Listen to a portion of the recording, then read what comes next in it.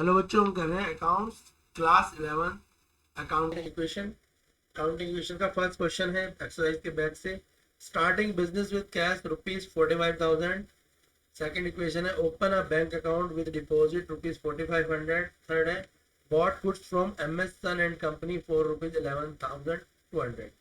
तो हमने एक बिजनेस स्टार्ट करा है जिसमें हमने कैश डिपॉजिट करा है और उससे हमारी कैपिटल भी बढ़ गई। तो हमने कैश जनरल एंट्री क्या होगी इसकी, cash account debit to capital account होगी। तो यानी कैश में भी ₹45,000 बढ़े और कैपिटल में भी बढ़े। फिर हमने क्या करा, बैंक अकाउंट खुलवाया। तो याद रखना एसेट क्या होती है, एसेट होती है bank, cash, furniture, stocks, debtor, ये सब हमारी एसेट होती है। और जो लाइबिलिटी होती है, जो हमने बाहर से कोई पैसा उधार लिया है बिजनेस के लिए या हमने कोई स्टॉक्स बाहर से उधार लिए हैं, वो लाइबिलिटी होती है। क्लियर है यार? तो जब भी हम क्वेश्चन करते हैं अकाउंटिंग क्वेश्चन के तो कुछ रूल को फॉलो करते हैं। तो ये रूल है asset equal to liability plus capital. तो हमने क्या करा, ₹45,000 से क्या करा, हमने अपना ₹45,000 से बिजनेस को स्टार्ट करा। ठीक है ना बच्चों? तो हमने 45,000 से क्या करा, अपने बिजनेस को स्टार्ट करा है। क्लियर है? ये क्वेश्चन में बोला हुआ है कि हमारा जो बिजनेस स्टार्ट हुआ है कितने से हुआ है, ₹45,000 से हमारा बिजनेस क्या हुआ है, स्टार्ट हुआ है। ठीक है, तो हमने क्या करा, कैश में भी हमारे ₹45,000 लगेंगे और किस में लगेंगे, और हमारे कैपिटल में भी ₹45,000 लगेंगे। और लाइबिलिटी क्या रहेगी, जीरो, क्योंकि हमने कुछ भी उधार तो नहीं लिया ना। तो हमारा कैश भी 45,000 और कैपिटल भी। फिर दूसरी अकाउंटिंग इक्वेशन क्या कहती है, पहली यही होती है cash account debit to capital account, ये रिलेटर लो, हमेशा पहली अकाउंटिंग इक्वेशन यही होती है। दूसरी क्वेश्चन में क्या बोला है, दूसरी बोला है open a bank account with a deposit of ₹4,500।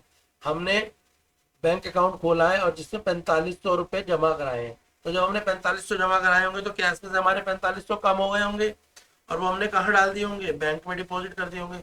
तो यानी ये एंट्री एसेट की, यहाँ पे लाइबिलिटी साइड पे कुछ भी नहीं होगा। तो ₹4,500 45,000 में से कम करेंगे तो हमारा बचेगा कैश कितना, 40,500, और हमारा बैंक में कितना आ जाएगा, 4,500।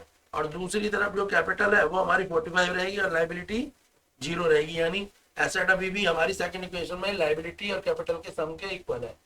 कितनी, 45,000। फिर जो तीसरी एंट्री है क्वेश्चन में वो क्या कहती है, तीसरी एंट्री बोलती है bought goods from MS son and company for ₹11,200। तो जब भी क्वेश्चन में किसी का नाम आ जाए तो याद रखना आपने उससे सामान उधार खरीदा है। अन्यथा क्वेश्चन में कैश लिखा होगा या नाम नहीं लिखा होगा। जैसे यहाँ पे लिखा है ना MS एंड सन कंपनी, उसकी जगह लिखा होगा बॉट गुड्स या बाई गुड्स ₹11,200। इसका मतलब आपने कैश में खरीदा है।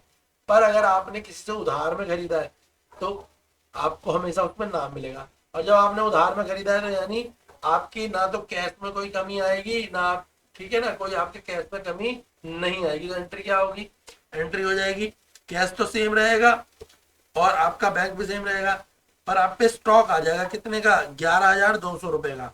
अब आपने जब किसी से उधार सामान खरीदा है तो उधार तो चढ़ेगा ना, तो यानी अब आप पे लाइबिलिटी भी आ गई। कितने की आ गई, ₹11,200 की आपके पास लाइबिलिटी आ गई। अब आप एसेट साइड और लाइबिलिटी साइड को क्या करेंगे, जोड़ के देख लेंगे कि आपकी एसेट और लाइबिलिटी की दोनों साइडों का सम क्या इक्वल आ रहा है। तो देखो, आप एसेट साइड और लाइबिलिटी साइड को अगर हम जोड़ते हैं तो एसेट साइड में हमारे पास क्या आ रहा है, 40,500 प्लस 4,500 प्लस 11,200, यानी हमारे पास जो टोटल आ रहा है वो कितना आ रहा है, 56,200। एसेट साइड हमारी क्या आ रही है, एसेट साइड आ रही है हमारी 56,200 आ रही है। क्लियर है? कितनी आ रही है, 56,200 आ रही है। अब आप क्या करेंगे, इस तरफ भी जोड़ेंगे जो आपकी लाइबिलिटी साइड, लाइबिलिटी साइड में क्या है, 45,000 प्लस 11,200, इसको जोड़ेंगे। यहाँ भी कितना आ रहा है, 45,000 को जब आप 11,200 से जोड़ेंगे तो 56,200 आ रहा है। तो यानी आपकी एसेट साइड लाइबिलिटी साइड की क्या आ रही है, इक्वल आ रही है नहीं आ रही है बेटा, दोनों क्या आ रही है, सेम आ रही है। दोनों साइडें क्या आ रही है, सेम आ रही है ना, देख लो। तो एसेट साइड और लाइबिलिटी साइड आपकी दोनों क्या आ रही है, सेम आ रही है। क्लियर है? तो यानी आपकी अकाउंटिंग इक्वेशन क्या है, करेक्ट है। नेक्स्ट इक्वेशन देखेंगे। क्वेश्चन है Gopinath start business with cash ₹25,000। Second equation है purchase goods for from Shyam 10,000। Third है sold goods to Sohan costing 1,800 rupees 1,500, यानी हमने सोहन को 1,800 रुपए का सामान 1,500 में दे दिया है। फोर्थ है Gopinath withdrawal for business, Gopinath ने विड्रॉल कर लिया फ्रॉम बिजनेस, बिजनेस से कुछ पैसा निकाल लिया यानी। ठीक है, अब समझो बेटा, तो पहली क्वेश्चन तो जब बिजनेस स्टार्ट करा तो वही एंट्री होगी cash account debit to capital, यानी कैश में भी 25,000 आएंगे, कैपिटल में भी आएंगे।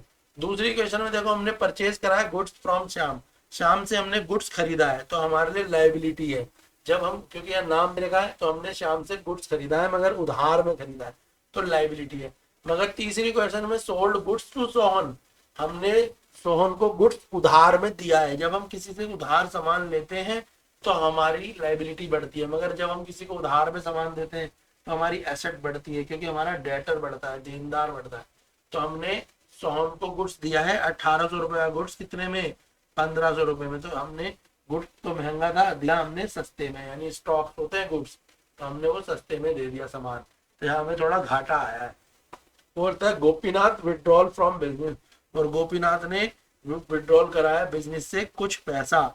ठीक है, तो जब भी कोई पैसा अपने पर्सनल यूज के लिए खर्च करता है तो उससे हमारी कैपिटल में क्या होता है, कमी आती है, नुकसान होता है। कैश में तो कमी आएगी।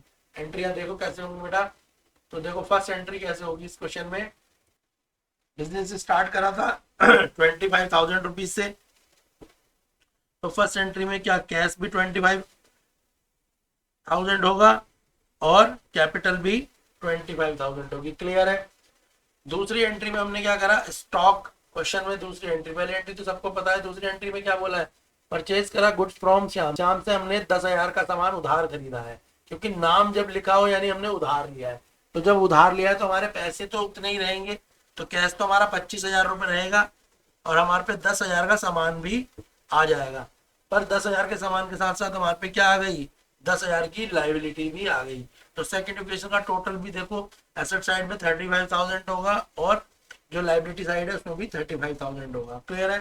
फिर जो तीसरी एंट्री है, तीसरी एंट्री में क्या बोला है, तीसरी में बोला है sold goods to Sohan costing 1,800 to 1,500, हमने 1,800 रुपए का सामान सोहन को 1,500 में दे दिया, पर अब क्या हमने उधार दिया है तो हमारा डेटर बढ़ेंगे, यानी तो हमने, हमारा गुड्स तो कम हुआ, कितने का, 1,800 का, तो हम 1,800 का माइनस कर देंगे गुड्स। कैश में तो कोई चेंज नहीं आएगा, 25,000 ही रहेगा, पर 10,000 का गुड्स तो कितने का हो जाएगा, 8,200 रुपए का। क्यों, क्योंकि हमने 1,800 रुपए का सामान बेच दिया, और जो 1,800 का सामान बेचा है वो उधार में बेचा है, हमें पैसे नहीं मिले, तो हमारे को 1,500 रुपए मिलेंगे, पर जब मिलेंगे यानी वो डेटर है, तो ये डेटर यानी एसेट साइड है। क्लियर हो गया। और जो हमारा सामान था उसमें 1,800 का था, दिया कितने में, 1,500 रुपए में दिया, तो हमारे को 300 का जो घाटा आएगा हम उसे कैपिटल से घटाएंगे। याद रखना, जब हमें कोई फायदा होता है तो हम कैपिटल में जोड़ते हैं, जब हमें घाटा होता है तो जैसे हमने कोई सामान महंगा बेचा तो हम उसे कैपिटल में जोड़ेंगे, उसका प्रॉफिट, प्रॉफिट को जोड़ेंगे। और जब हम कोई चीज सस्ते में बेचेंगे तो उसे कैपिटल से घटाएंगे। कोई रेंट पे करेंगे तो उसे हम कैपिटल से घटाएंगे। कोई इलेक्ट्रिसिटी का बिल पे करेंगे, कैश से तो घटेगा ही, ये याद रखना है, कैश से या बैंक से तो कम होना ही है, परंतु उसके अलावा क्योंकि हर एक एंट्री दो जगह लगेगी। देखो पहली एंट्री 25,000 25,000 दो जगह लगी, दूसरी एंट्री में 10,000 का स्टॉक आया तो 10,000 की लाइबिलिटी आई, दो जगह लगी। तीसरी एंट्री में देखो, तीसरी एंट्री में क्या हुआ, 1,800 रुपए का स्टॉक हमने 1,500 रुपए का, तो 1,500 रुपए हमारे पास आए और 1,800 की एक एंट्री आई और 300 की, यानी मिनिमम एंट्री दो आनी है, तीन भी हो सकती है। तो इसमें केस में 3 एंट्री है। तीसरी एंट्री किसकी है, 300 लॉस की। और चौथी में क्या बोला है क्वेश्चन में, चौथी एंट्री जो है अकाउंटिंग इक्वेशन की, वो क्या बोल रही है, वो बोलती है गोपीनाथ ने विड्रॉल करा फ्रॉम बिजनेस, यानी बिजनेस से उसने अपने लिए पैसे निकाल लिए, अपने घर के खर्चे के लिए पैसे निकाले, तो 5,000 रुपए उसके कैश में से कम होंगे, और जो उसने कैपिटल, क्योंकि बिजनेस पैसे उसने लगाए थे तो उसने 5,000 अपने घर के खर्चे के लिए निकाले, तो 5,000 क्या हो गई, उसकी कैपिटल में भी कम हो गई। क्लियर है। अब समझ आया था। तो जब भी हम पर्सनल यूज के लिए पैसे निकालते हैं तो वो पैसे हमारे कैश और कैपिटल दोनों से कम होते हैं। देखो यहाँ पर भी दोनों जगह इफेक्ट दिखाई दिया। अब आप एसेट साइड को और लायबिलिटी साइड को ऐड करेंगे तो आपको दोनों तरफ क्या दिखाई देगा, सेम बैलेंस दिखाई देगा। एसेट साइड का बैलेंस भी और लायबिलिटी साइड का, दोनों का बैलेंस कितना दे देगा। एसेट साइड पे देखो 20,000 प्लस 8,200 प्लस 1,500, तो 29,700 रुपए। देखो एसेट साइड का जो बैलेंस आ रहा है वो कितना आ रहा है, 29,700। भाई कितना आ रहा है एसेट साइड में बैलेंस, कितना आ रहा है हमारे पास, 29,000। कितना आ रहा है, 29,700। क्लियर है। अब आप लाइबिलिटी साइड भी देख लो, जो लाइबिलिटी साइड में बैलेंस आ रहा है वो कितना आ रहा है भाई, 19,700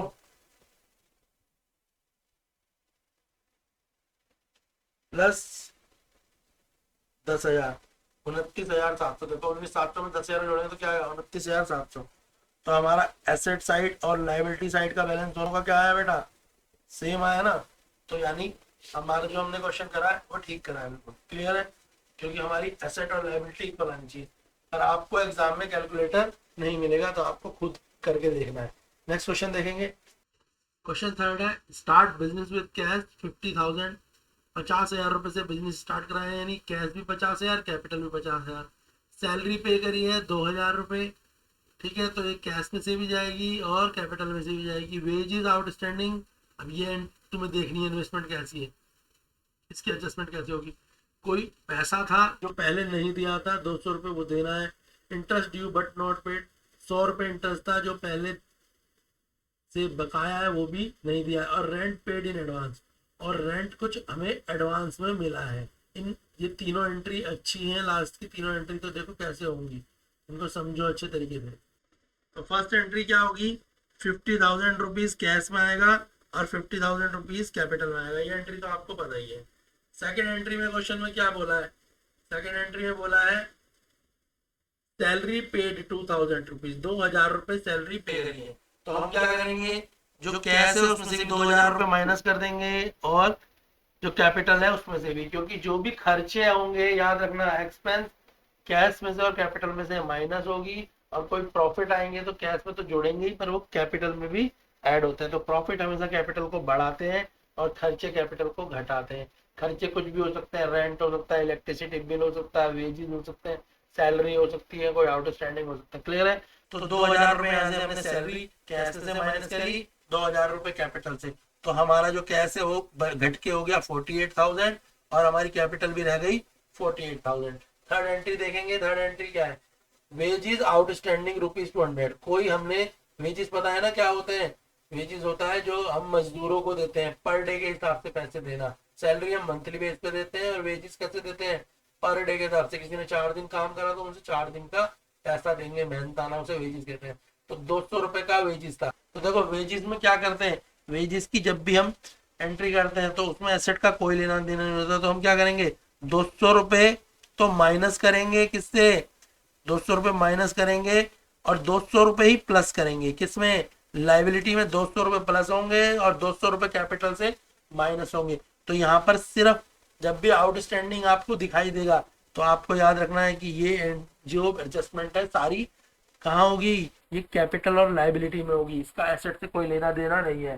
तो 200 रुपए हम क्या करेंगे, माइनस कर देंगे कैपिटल से और 200 रुपए प्लस कर देंगे। तो यहाँ पर तो पैसे कितने हो जाएंगे, 40,000 में 2 घटाएंगे तो 47,800 हो जाएंगे, पर यहाँ पे प्लस 200 है तो वापस से कितना हो गया, 48,000 इधर और 48,000 इधर। क्लियर हो गया। इसका नेक्स्ट एंट्री वापस से देखो, नेक्स्ट एंट्री है interest due but not paid. ये भी आउटस्टैंडिंग ही होता है, कोई इंटरेस्ट था जो नहीं पे करा, इसको भी हम क्या करेंगे, सेम करेंगे, 100 रुपए कैपिटल से माइनस करेंगे और 100 रुपए लाइबिलिटी में जोड़ देंगे। क्लियर है। तो यहाँ पर ये 47,800 से 47,700 रह जाएगा और ये 100 हो जाएगा। क्लियर है। इसके बाद नेक्स्ट एंट्री देखेंगे, नेक्स्ट एंट्री कौन सी है, रेंट पेड इन एडवांस। अब की बार हमने क्या करा, रेंट एडवांस में पे कर दिया, कितना, 150 रुपए। अब ये एंट्री अच्छी है, जब हम एडवांस में रेंट पे करेंगे तो इसका जो है दोनों एडजस्टमेंट कहाँ होंगी, एसेट साइड में होगी। तो 150 रुपए तो हमारे कैश से कम हो जाएंगे, पर हमने एडवांस दे दिया, जब हमने किसी को पहले ही कोई पैसे दे दिए तो क्या हम मंथ होने के बाद भी देंगे, नहीं देंगे। तो हम 150 रुपए ही कहाँ डाल देंगे, एडवांस इन एक्सपेंस में, जैसे डेटर भी समझ सकते हो एक प्रकार से। ठीक है।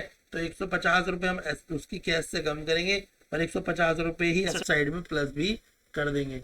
तो आपका जो कैश आएगा यहाँ 47,850 आ जाएगा जब 48,000 में से घटाएंगे, और 150 रुपये आपका एडवांस। और दूसरी तरफ जो आपके लाइबिलिटी है वो 300 रुपये हो जाएगी, और यहाँ पर कैपिटल कितनी हो जाएगी 47,700। एसेट और लाइबिलिटी साइड को आप जोड़ेंगे और देखेंगे कि क्या आपकी एसेट और लाइबिलिटी दोनों साइड सेम आ रही है नहीं आ रही है। तो जो एसेट साइड है वह 47,850 प्लस 150, तो कितनी आ रही है 48,000। एसेट साइड आ रही है आपकी 47,850 प्लस 150, कितनी आ रही है भाई 48,000 आ रही है नहीं आ रही है 48,000 आ रही है। अब आप लाइबिलिटी साइड चेक कर लेंगे, लाइबिलिटी साइड आपकी कितनी है 47,700 प्लस 300, कितनी आ रही है, ये भी आपकी 48,000 आ रही है। यानी आपकी जो एसेट है और लायबिलिटी है दोनों ही क्या आ रही हैं, एसेट और लायबिलिटी दोनों ही क्या आ रही हैं आपकी, दोनों ही सेम आ रही है। एसेट और लायबिलिटी साइड दोनों ही आपकी क्या आ रही है, देखो दोनों ही आपकी सेम आ रही है। एसेट साइड भी सेम आ रही है और लायबिलिटी साइड भी आपकी सेम आ रही है, दोनों 48,000 आ रही है। क्लियर है। नेक्स्ट क्वेश्चन देखेंगे हम।